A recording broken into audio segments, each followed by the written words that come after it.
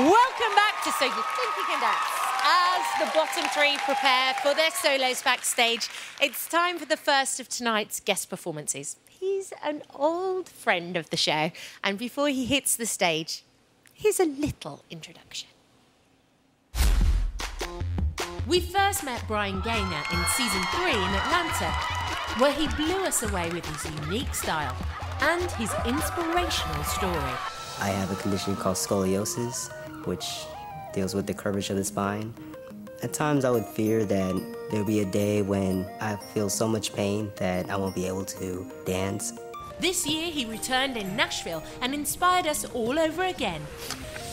'Cause I get 1,000 hugs from 10,000 lightning bugs as they tried to teach me how to dance. You're the reason why we dance.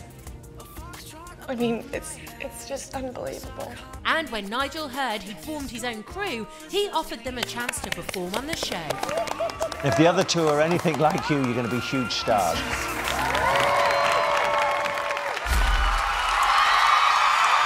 They are amazing. He's amazing. And here they are. Put your hands together for Brian Ganer and Remote Control. Remote Control.